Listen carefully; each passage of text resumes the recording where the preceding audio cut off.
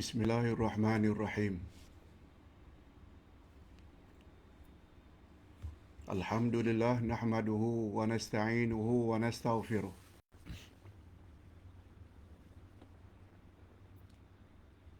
Wa na'udzu billahi min shururi anfusina wa min sayyiati a'malina.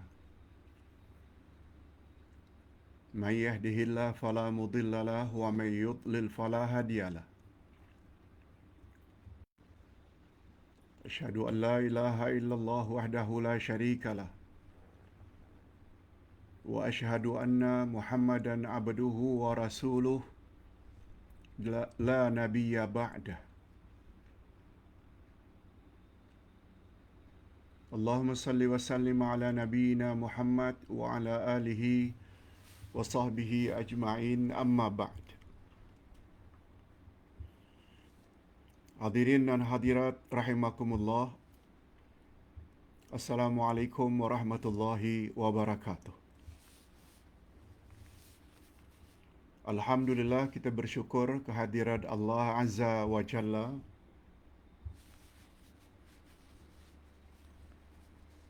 Sekali lagi, seperti biasa, kita bersama dalam majlis ilmu berdasarkan kitab tafsir Al-Furqan, juz yang ke-7.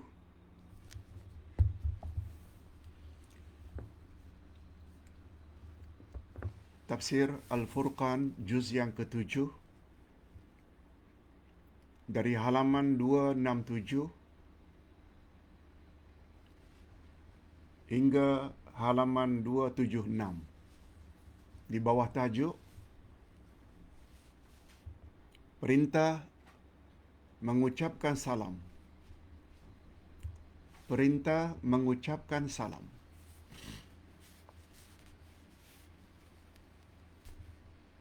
Pembahasan ini berdasarkan ayat 54 dan 55 dari surat Al-An'am. Al-An'am 54-55, di bawah tajuk Perintah mengucapkan salam.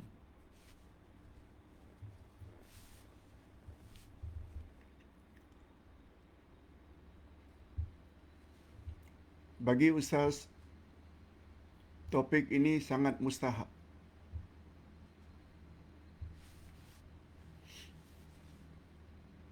Kalau kita inginkan diberi salam oleh Rasulullah,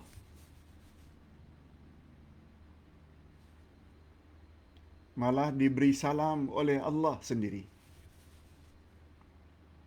menurut setengah ulama tafsir. Salam maknanya keselamatan. Nabi pernah mendapat arahan Allah agar Nabi memberi salam kepada sahabat-sahabat tertentu.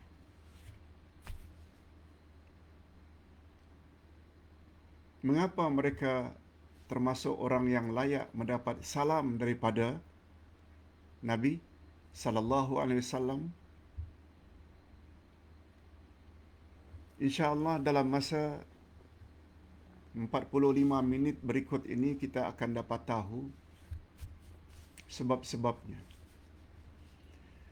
yang kita perlu ikuti sifat dan sikap mereka sehingga mereka mendapat penghormatan demikian tinggi, sehingga Allah Subhanahu wa ta'ala perintahkan Nabi agar memulai memberi salam kepada mereka. Hadirin dan hadirat rahimakumullah. Seperti biasa,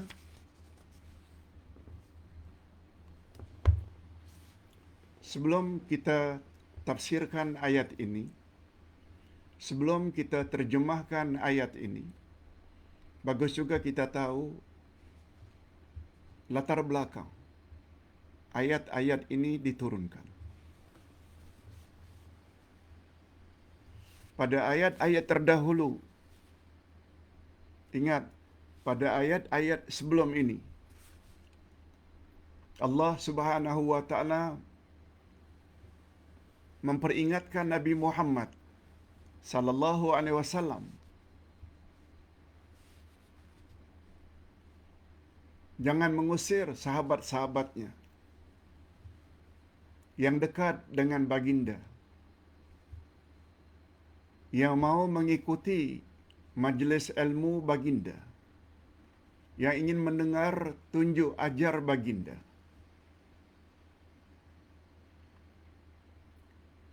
Dan mereka terdiri daripada budak, hamba. Mereka terdiri daripada orang-orang yang tidak punya status dalam masyarakat zaman itu. Mereka dari kalangan orang-orang miskin.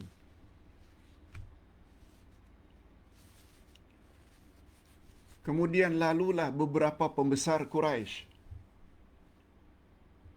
yang punya kedudukan, yang kaya raya.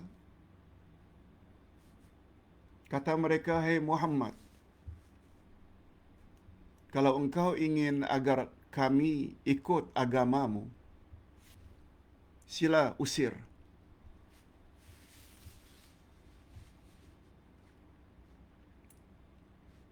Sahabat-sahabatmu itu yang fakir, miskin, tak punya kedudukan. Malah dari kalangan mereka ada yang bertaraf hamba abdi. Usir mereka. Baru kami bersedia untuk duduk mendengar tazkirahmu. Kalau tidak, jangan haraplah. Usir dulu mereka. Kalau engkau ingin agar kami ikut agama kamu. Ini pelajaran yang lalu. Allah Subhanahu wa taala larang, jangan usir sahabatmu. Wahai Muhammad, walaupun mereka itu orang miskin, walaupun mereka itu orang yang tidak ada kedudukan dalam masyarakat, tapi mereka beriman padamu. Tinggi derajat mereka. Mereka banyak melakukan amal saleh.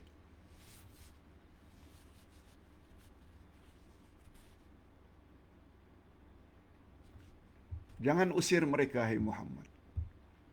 Itu pada ayat terdahulu. Ayat berikutnya yang akan kita bahas sebentar lagi,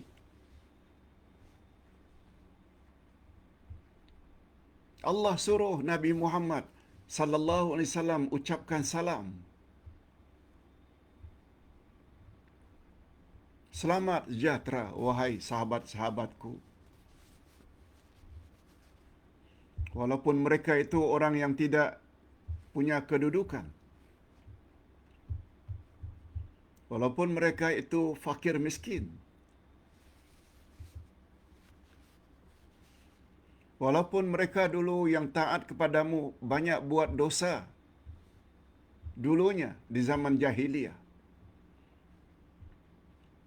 Tapi karena mereka sudah tobat, beriman kepadamu, derajat mereka lebih tinggi daripada pembesar-pembesar Quraisy. Walaupun mereka punya kedudukan ketua kaum, walaupun mereka kaya raya, nilai mereka tidak ada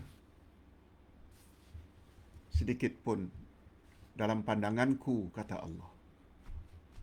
Jangan kau usir. Mereka mau memeluk Islam, tak mau memeluk Islam, itu urusan mereka. Sebagaimana firman Allah pada ayat yang ke-29 Al-Kahfi. A'udzubillahi minasyaitonirrajim. Wa qulil haqqu mir rabbikum. Faman syaa'a falyu'min wa man syaa'a falyakfur. Katakan, hai Muhammad, kebenaran yang aku bawa ini datangnya dari Tuhanmu. Siapa yang mau beriman, silakan beriman. Siapa yang ingin memilih kafir, biarkan dia kafir, hai Muhammad. Namun, sahabatmu yang beriman itu tinggi dalam pandanganku, kata Allah. Jangan usir mereka. Nah,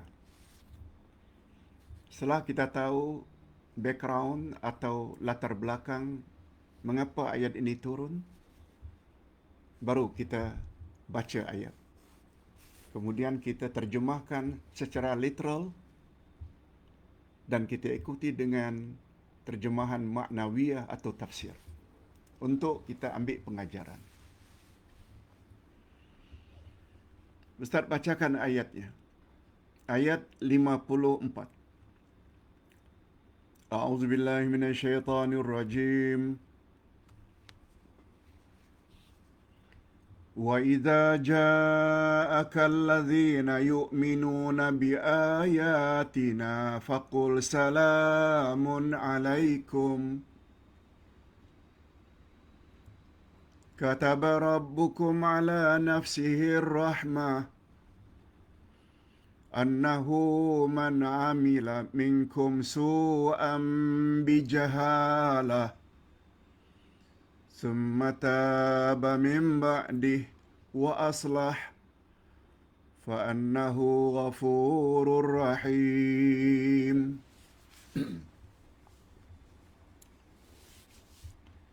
Ustaz terjemahkan dulu secara harfiah, literal translation. Dengar baik-baik. Apabila orang-orang yang beriman kepada ayat-ayat kami itu datang kepadamu, apabila orang-orang yang beriman terhadap ayat-ayat kami, yakni Al-Quran, datang kepadamu, wahai Muhammad, maka katakanlah kepada mereka, Salamun alaikum. Tuhanmu telah menetapkan atas dirinya kasih sayang, rahmat,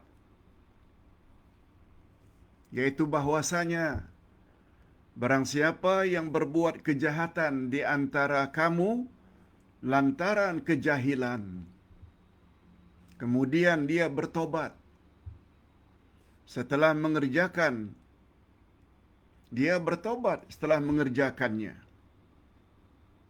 dan selanjutnya dia mengadakan perbaikan, wa aslah, buat amal-amal saleh.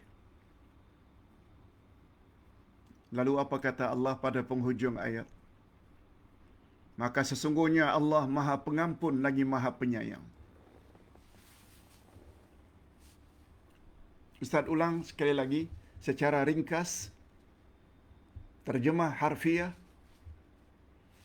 Bila datang kepadamu, hai Muhammad, orang-orang yang beriman pada ayat-ayat kami, pada Al-Quran, maka ucapkanlah salam pada mereka.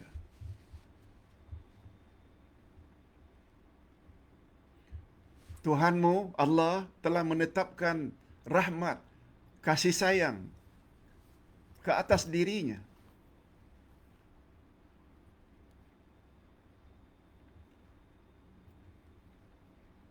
Yaitu bahwasanya barang siapa yang berbuat kejahatan di antara kamu lantaran kejahilan yang kamu tak tahu, kamu berzina, kamu minum arak, kamu berjudi, kamu membunuh. Pada saat itu kamu tak tahu. Kemudian dia bertobat. Setelah bertobat pula dia buat amal saleh. Maka sesungguhnya Allah Maha Pengampun lagi Maha Penyayang. Okey. Itu baru terjemahan harfiah. Apa dia terjemah maknawiyah, Pak Ustaz? Apa dia tafsiran ayat? Supaya kami dapat ambil pengajaran daripadanya. Begini jawabannya.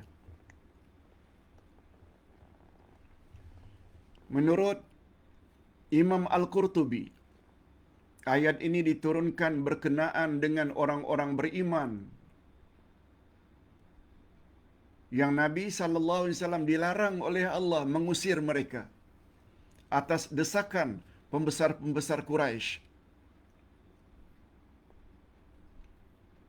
Itu sebab mengapa ayat ini turun.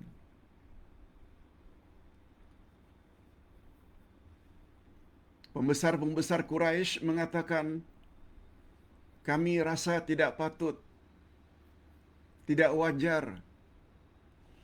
Kami yang kaya raya, kami yang punya status, lalu duduk bersama-sama dengan orang-orang yang miskin, yang kotor, yang busuk, apalagi bertaraf hamba. Oh, kau nak suruh kami duduk? No. No way. Ini pengajaran. Bapak-bapak dan ibu-ibu, andai kata punya gelaran-gelaran tertentu, Tun ke, Tan Sri ke, Datin Sri ke, Datuk ke, jangan terlalu bangga dengan kedudukan. Andai kata tidak beriman dan tidak beramal saleh. Ini sebab kata-kata itulah yang keluar dari Abu Jahal, Abu Lahab. Kalau engkau, wahai Muhammad, mau kami ikut, usir orang-orang yang berdekatan denganmu. Mereka fakir miskin. Mereka tak punya status.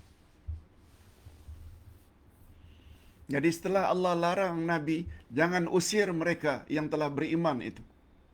Walaupun mereka miskin. Tapi ucapkanlah salamun alaikum. Selamat sejahtera untuk kamu. Apa makna salamun alaikum? Kata ulama tafsir, Imam Al-Qurtubi, makna salamun alaikum, sallamakumullahu fi dinikum wa anfusikum. Selamat sejahtera agamamu dan diri kamu. Kamu yang dengar tazkirahku, begini kata Allah, begini kata Allah. Terhadap suruhan kamu buat, terhadap larangan kamu jauhi. Itu agamamu, selamat agamamu. Bila selamat agamamu, diri kamu juga akan selamat dari azab Allah.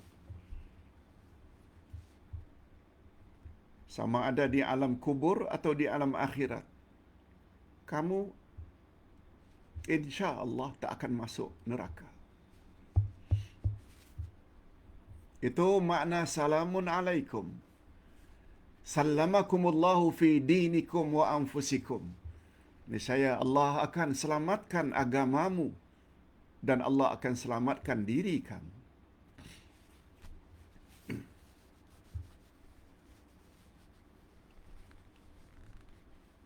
Hadirin dan hadirat serta para pemirsa yang saya hormati, mudah-mudahan kita semua, ustaz, sekeluarga, dan para jemaah sekalian yang sedang mendengar, termasuk ke dalam golongan orang yang layak mendapat keselamatan pada agama dan pada diri kita. Apalagi Nabi Muhammad sallallahu alaihi wasallam pernah bersabda, "Taraktu fikum amrain, in amsaktum bihima lam tadillu abada." Al-Quran wa sunnati. Aku tinggalkan dua pedoman untukmu, wahai umat. Selagi kamu berpegang teguh, kamu tidak akan sesat selama-lamanya. Yaitu Quran dan sunnahku.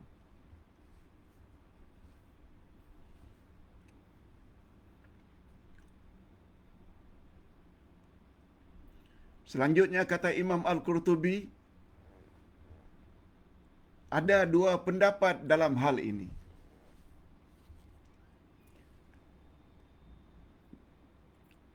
Suruhan mengucapkan salam kepada sahabat-sahabat Nabi, ada dua pendapat. Apa dia, Pak Ustaz? Yang pertama, pendapat yang mengatakan Nabi Muhammad sallallahu alaihi wasallam disuruh oleh Allah agar mengucapkan salam kepada mereka. Sahabat-sahabat tadi yang miskin itu, yang mau dengar tazkirah dan nasihat Nabi. Itu pandangan yang pertama. Adapun pandangan yang kedua,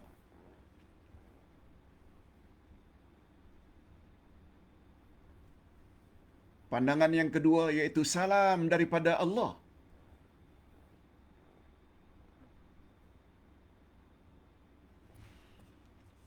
Salam daripada Allah maksudnya, sampaikan wahai Muhammad, salam kami, kata Allah, salamku kepada mereka. Allahu Akbar. Ada dua pendapat.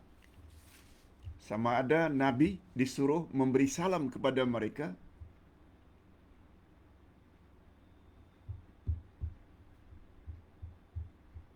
siapa mereka itu? Bilal bin Rabah, orang Afrika, Habsyi, orang Ethiopia hari ini. Suhaib, Khabbab, semuanya orang-orang miskin. Ammar dan lain-lain. Lalu baginda pun memberi salam kepada mereka.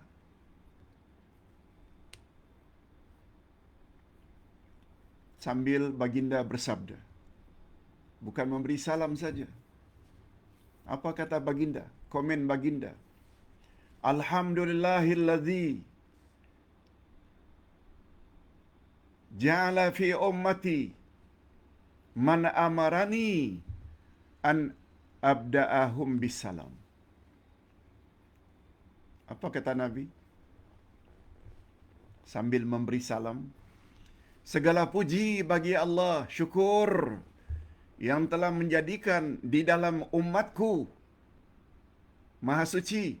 Segala puji bagi Allah yang telah menjadikan dari kalangan umatku orang-orang yang aku disuruh agar memuliakan atau memulai salam kepada mereka. Allahu Akbar.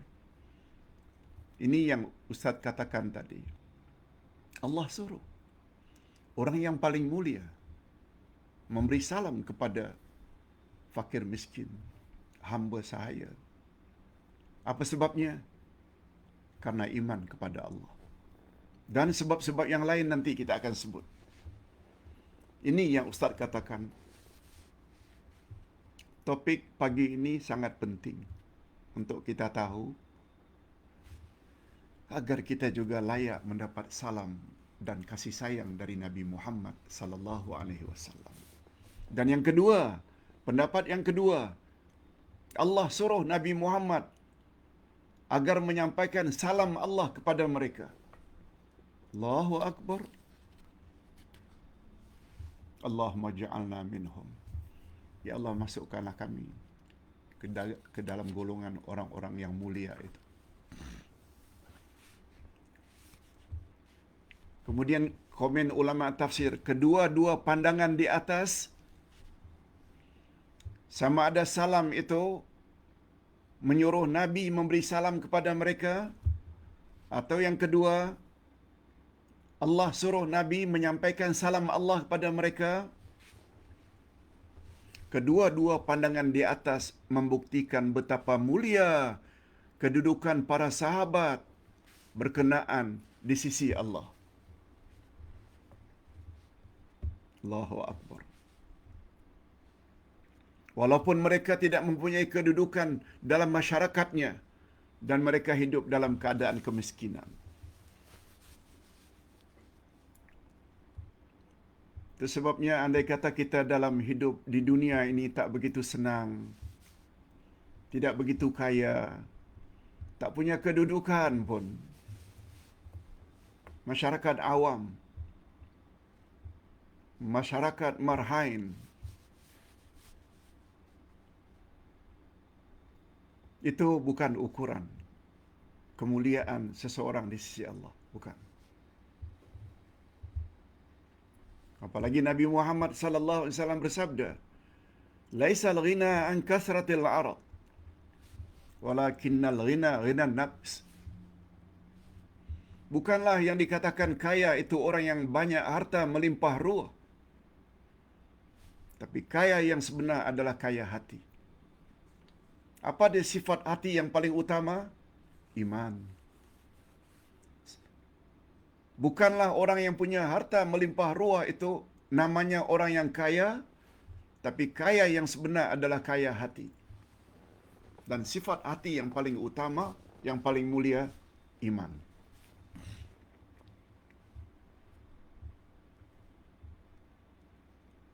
Kata Imam Al-Baghawi, kemuliaan sahabat-sahabat Nabi tadi berkisar pada dua. Untuk mudahnya, dua saja. Yaitu iman dan amal.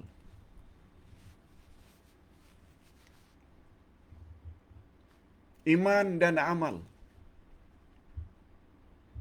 Ada setengah ulama mengatakan iman dan takwa. Masalah iman ini keyakinan, kepercayaan. Hanya Allah saja yang berhak disembah. Hanya Rasulullah sallallahu alaihi wasallam hendaklah dijadikan role model dalam masalah akidah, keyakinan, masalah cara beramal, masalah akhlak. Itu iman.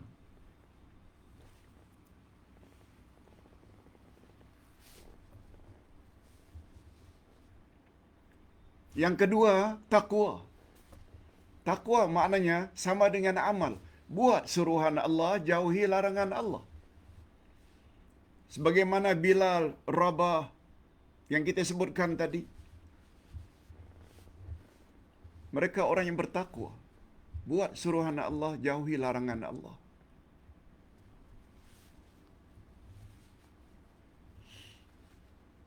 Itu sebabnya dalam Al-Quranul Karim, Allah Subhanahu wa ta'ala senantiasa menyebut secara bergandingan iman dan amal saleh. Iman dan takwa. Itu sebabnya Allah sebut dalam Al-Quranul Karim bahwa wali Allah itu syaratnya dua saja. Iman dan takwa. IT. I, iman, T, takwa. Bukan information technology. Itu iya juga. Tapi itu ilmu keduniaan.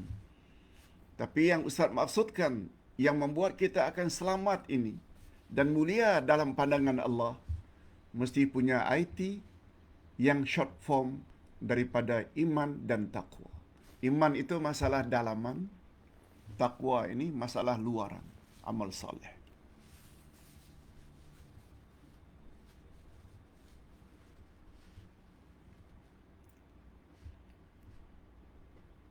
Hadirin dan hadirat rahimakumullah.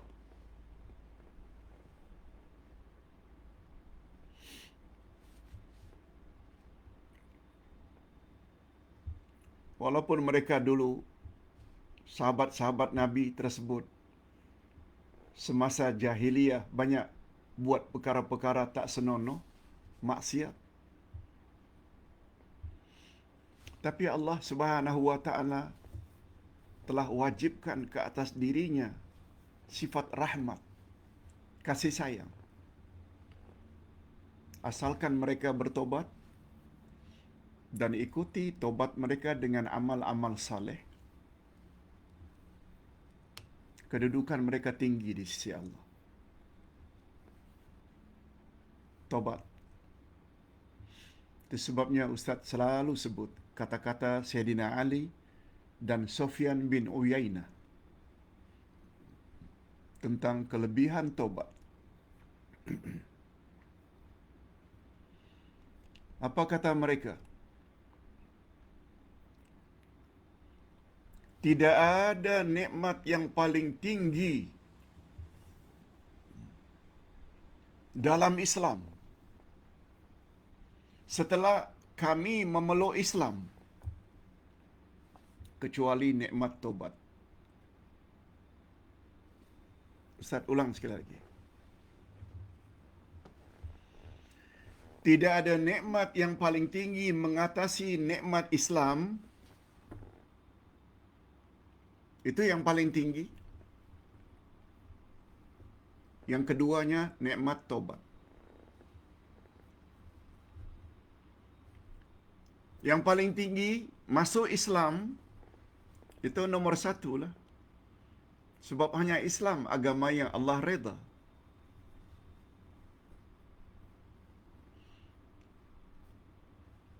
Allah berfirman pada ayat 19 surat Ali Imran, "Inna dina indallahil Islam." Allah juga sebut pada ayat 85 Ali Imran, "Wa may yabtaghi ghairal islami dina falan yuqbala minhu wa huwa fil akhirati minal khasirin." Siapa mencari agama bukan agama Islam, Allah tidak akan terima agamanya itu, dan di akhirat dia pasti rugi. Maknanya masuknya kita ke dalam Islam itu nomor satu. Yang keduanya setelah Islam, yaitu nikmat taubat.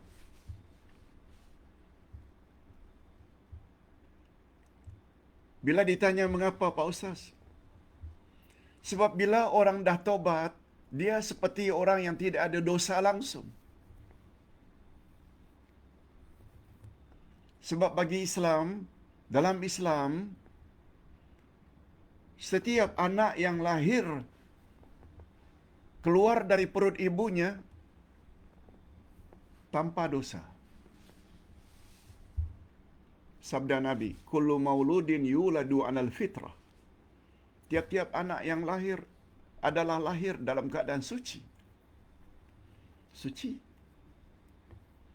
Beza dengan agama Kristian. Agama Kristian punya pandangan, setiap anak yang lahir dah bawa dosa warisan. Itu sebabnya Isa perlu disalib sebagai tebusan. No, Islam tak macam itu. Nabi Isa tidak disalib. Nabi Isa diangkat oleh Allah ke langit. Sampai saat ini beliau belum wafat. Beliau akan turun nanti menjelang kiamat. Dalam Islam, setiap anak yang lahir dalam keadaan suci, tanpa dosa.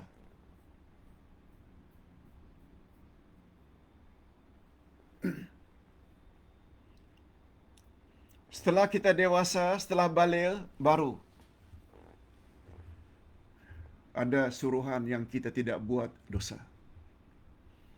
Ada larangan-larangan Allah berjudi, minum arak, berzina, dosa. Durhaka pada mak bapak, dosa. Tidak puasa dengan sengaja, dosa. Dedah aurat, dosa. Tapi bila kita tobat, Allah terima tobat kita. Kita macam orang yang tidak ada dosa. Itu sebabnya tobat itu satu nikmat. Kita tak usah fikir lagi tentang dosa-dosa masa silam. Jangan. Umar Ibn Khattab, apa yang beliau tidak buat semasa jahiliyahnya? Tapi setelah memeluk Islam, beliau jadi orang yang paling hebat.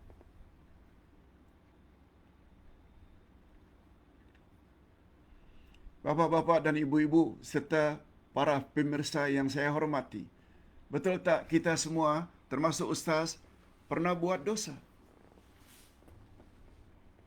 Itu sebabnya kata Nabi, "Kullu bani Adam khata' wa khairul khata'in at-tawwabun." Semua anak cucu Adam pernah buat dosa, dan sebaik-baik orang yang berdosa adalah orang yang bertobat. Allahu Akbar.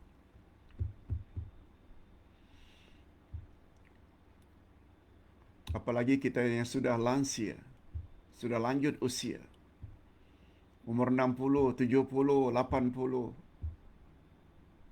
teringat dosa-dosa masa silam. Tidak tutup aurat, pernah buat ini dan itu. Tobat. Apa makna tobat? Tobat sama dengan makna rujuk. Kembali. Kalau rujuk,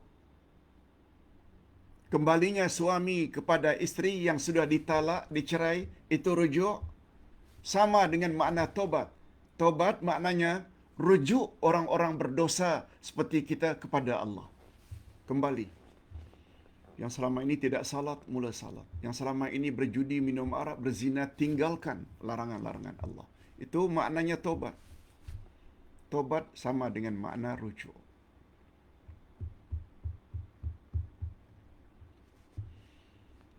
Lalu Allah Subhanahu Wa Taala sebut ilatnya.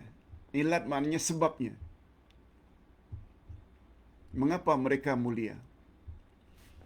Karena Allah telah tetapkan ke atas dirinya sifat rahmat. Siapa yang insaf, lalu tobat, tinggalkan larangan-larangan Allah, dan berazam tidak akan buat lagi, Allah Subhanahu Wa Taala senantiasa membukakan tangannya untuk menerima tobat orang-orang yang mau kembali ke pangkuannya. Hanya saja jangan delay. Tobat di antara yang dilarang untuk kita lambat-lambatkan. Sebab ada ketikanya pintu tobat tutup. Rasulullah sallallahu alaihi wasallam bersabda, "Innallaha yaqbalu taubatal 'abdi ma lam yatagharghar." Allah menerima tobat hamba-hambanya selagi mereka belum sampai ke peringkat sakaratul maut. Bila dah dekat mati, baru nak minta tobat, pintu tobat ditutup.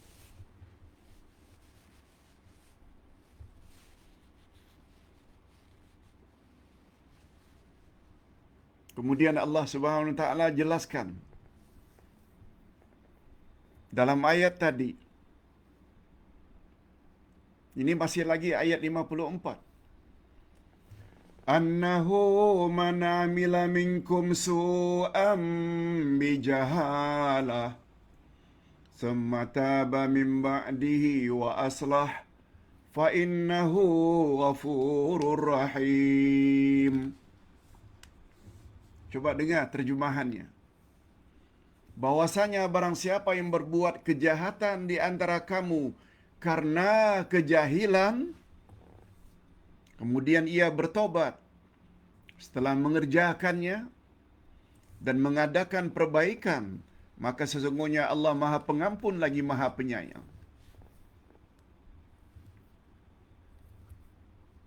Allah Maha Pengampun, Allah Maha Penyayang.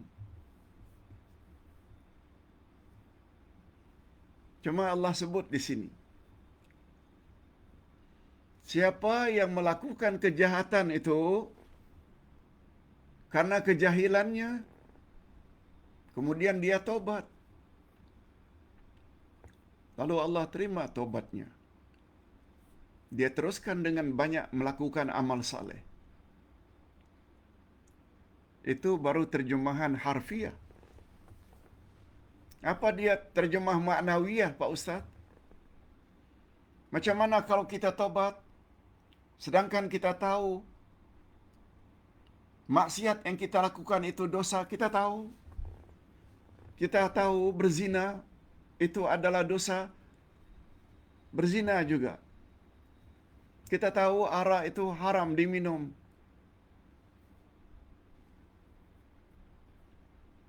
Lalu kita minum juga. Kita tahu mendedahkan aurat itu di khalayak ramai adalah dosa. Bukan tak tahu. Tolong Pak Ustaz beri pencerahan. InsyaAllah. Di sini perlunya kepada terjemah maknawiyah, tafsiran. Kata tafsir, ia tidak membawa makna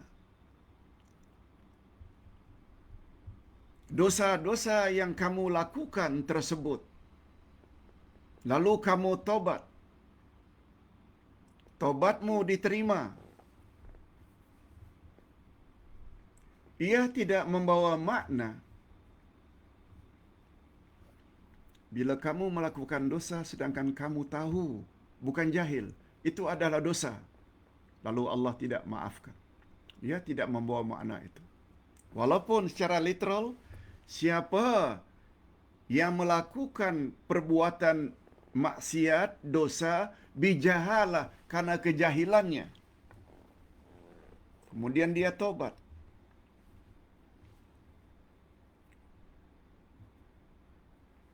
Maknanya begini.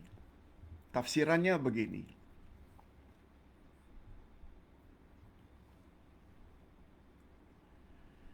Jika seseorang itu melakukan dosa karena terlalu ikut hawa nafsu,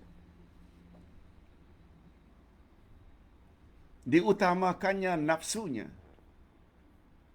sehingga dedah aurat di khalayak ramai, sehingga berzina, sehingga minum arak, maknanya dia ikut hawa nafsu. Dia sudah dikategori sebagai orang yang jahil. Itu maknanya dia buat itu walaupun dia tahu minum arak itu dosa, tapi dia minum juga karena ikut hawa nafsu. Dia sudah dikategori sebagai orang yang jahil. Yang kedua, ini lagi hebat. Hebat ulama tafsir. Bila dia berjudi, berzina, minum arak, dedah aurat,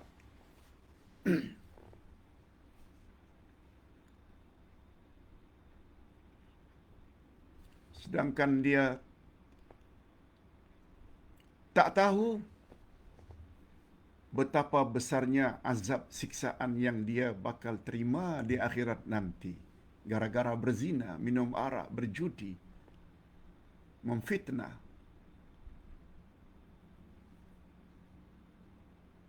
Dia juga tergolong ke dalam golongan orang-orang yang jahil. Dengan kata lain, dia lebih mengutamakan kelezatan yang hanya sesaat, tetapi dia lupa akan siksaan menunggu di akhirat nanti. Jika itu ada dalam pemikirannya, ingin mendapat kelezatan sesaat pada saat berzina, tapi akibat zina, dia tak fikir di akhirat nanti. Dia juga tergolong orang yang melakukan zina dalam keadaan jahil. Di sini perlunya kita kepada tafsiran Al-Quran. Itu sebabnya Allah Subhanahu Wa Taala menyatakan tentang dirinya, rahmat Allah itu maha luas.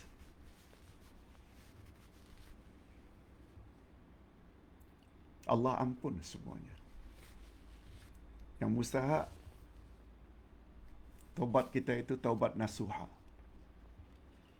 Taubat yang sungguh-sungguh.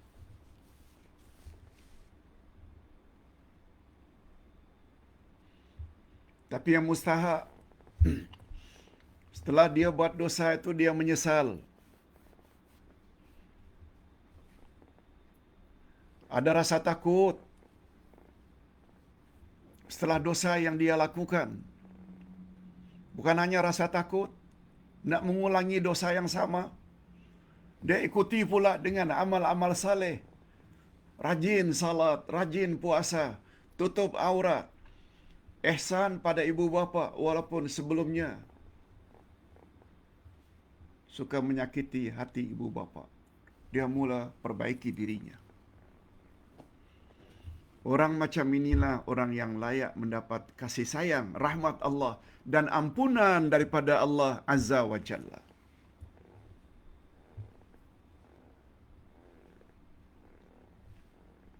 Hadirin dan hadirat rahimakumullah. Sehingga kata salafus saleh, ini untuk menguatkan tafsiran tadi. Apa kata salafus saleh, para sahabat? Coba dengar baik-baik.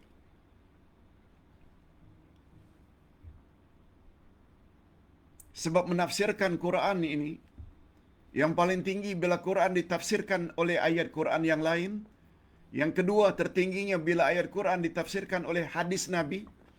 Yang ketiga, bila ayat Quran ditafsirkan oleh perkataan para sahabat. Apa kata para sahabat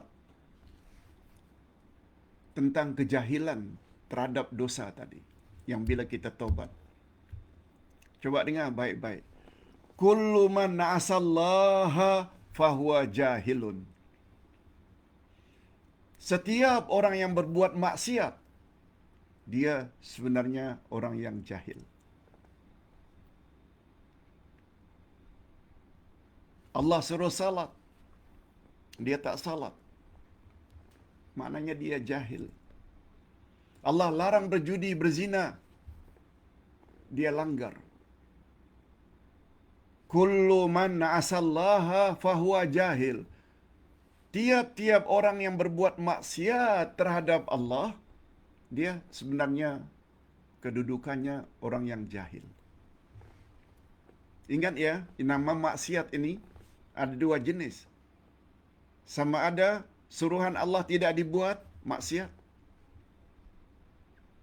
Disuruh salat, tak salat, maksiat. Disuruh berbuat ihsan pada ibu bapa, tidak berbuat ihsan, tapi durhaka. Disuruh tutup aurat, tak tutup aurat. Tak buat suruhan Allah, maksiat. Juga adalah maksiat bila Allah larang kita langgar.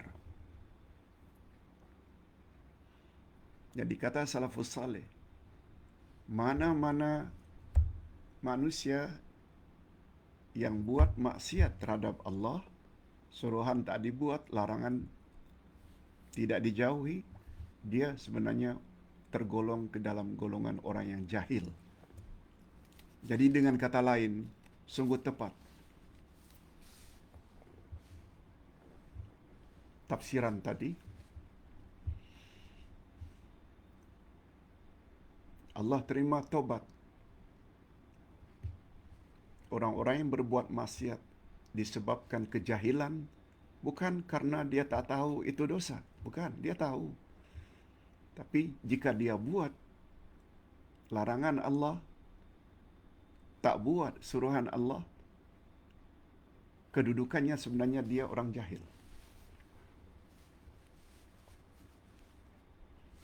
Hadirin dan hadirat rahimakumullah.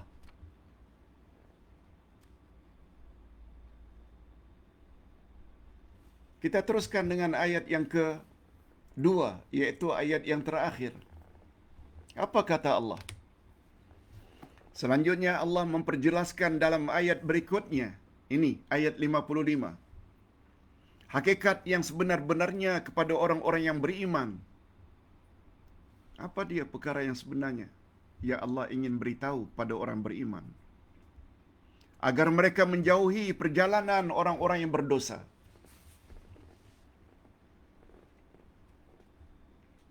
Lalu Allah berfirman, "Wa kadzalika nufassilul ayat wa litastabina sabilul mujrimin." Terjemah harfiah, literal translation. Dengar baik-baik. Demikianlah kami, kata Allah, terangkan ayat-ayat Al-Quran supaya jelas jalan orang-orang yang saleh dan supaya jelas pula jalan orang-orang yang berdosa.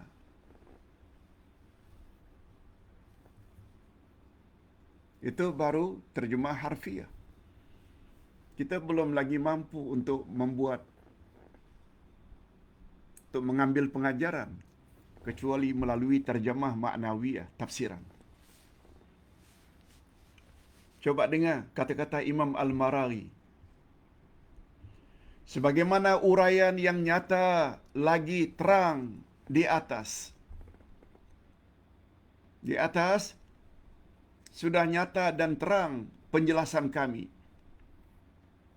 Kami telah menjelaskan kepadamu, wahai Muhammad, hujah-hujah kami, agar dapat dijadikan pedoman dan petunjuk bagi orang-orang yang suka berfikir betapa hikmah kebijaksanaan kami. Betapa mauizah, nasihat yang berguna dari kami. Serta ibrah, yaitu pengajaran, sehingga jelas dengan sejelas-jelasnya bagi orang yang beriman bagaimana perjalanan orang-orang yang berdosa itu. Antara lain kata-kata pembesar Quraisy tadi. Usir orang-orang ini.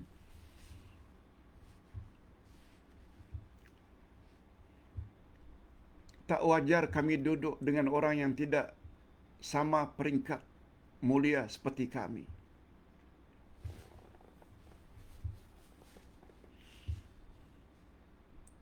Allah larang Nabi Muhammad mengusir para sahabat walaupun mereka miskin dan tak punya kedudukan. Asalkan mereka itu beriman pada Allah, beriman pada Rasul, buat suruhan Allah, jauhi larangan Allah. Mereka ikuti dengan amal-amal saleh. Maksudnya ini, dengan penjelasan-penjelasan tersebut di atas tentang perjalanan orang-orang yang beriman, mukminin, maka dengan sendirinya akan nyata dan terserlah pula lah perjalanan golongan sebaliknya, yaitu perjalanan orang-orang yang berdosa, yaitu mujrimun. Hal ini diperkuat lagi oleh kaedah ilmu usul. Ini bagus juga kita tahu apa dia formula atau kaedah ilmu usul. Bididdiha tutamayyazul asya. Ini bukan ayat Quran, bukan hadis Nabi, tapi formula yang namanya kaedah usul, yang cukup menentukan sesuatu hukum.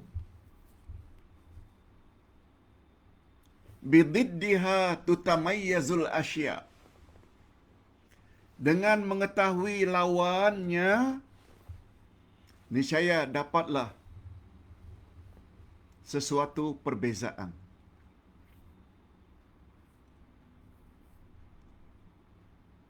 Apa maksudnya Pak Ustaz? Boleh buat contoh tak? Boleh? Apa dia Pak Ustaz? Dengan mengetahui lawannya, kita dapat membezakan sesuatu.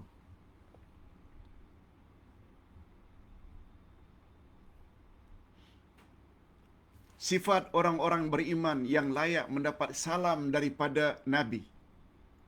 Malah Nabi memulai beri salam pada mereka, sehingga selamat agama mereka dan diri mereka. Malah mereka dalam pandangan yang kedua, Nabi disuruh oleh Allah sampaikan salam Allah untuk mereka. Apa sifat mereka? Beriman kepada ayat-ayat Allah, Al-Quran. Beriman kepada Nabi Muhammad sallallahu alaihi wasallam. Mereka segera tobat. Mereka ikuti dengan amal-amal saleh. Mereka bersikap sami'na wa ata'na. Kami dengar wahai Rasul dan kami taati. Kalaulah itu sifat orang-orang yang akan selamat, layak mendapat salam dari Nabi, layak mendapat salam daripada Allah, yang kelak akan selamatlah agama mereka dan diri mereka. Dari ciri-ciri itu kita akan dapat tahu dan membezakan mana golongan yang layak mendapat murka Allah.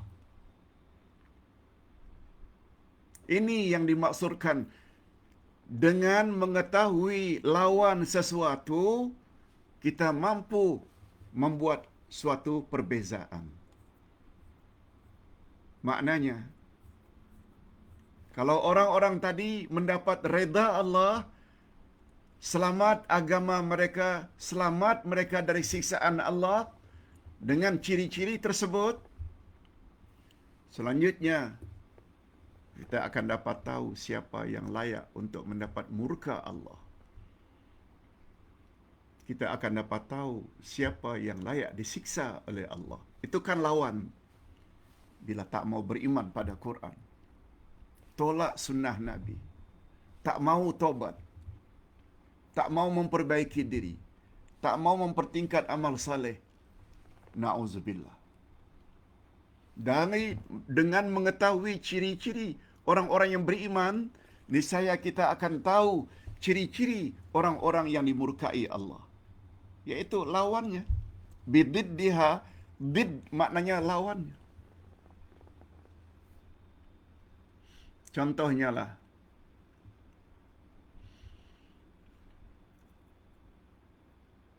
aku tinggalkan 2 pedoman untukmu wahai umat.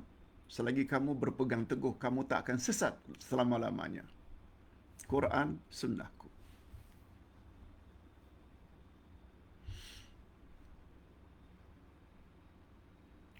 Bila ikut Quran, sunnah, tak akan sesat.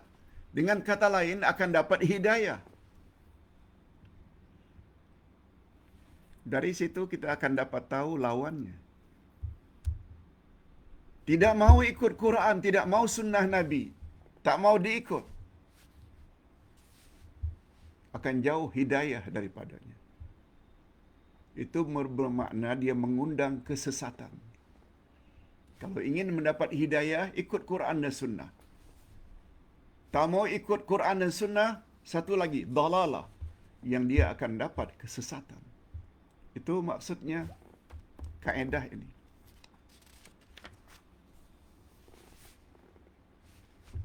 Mudah-mudahan apa yang kita sampaikan pagi ini, yang Ustaz anggap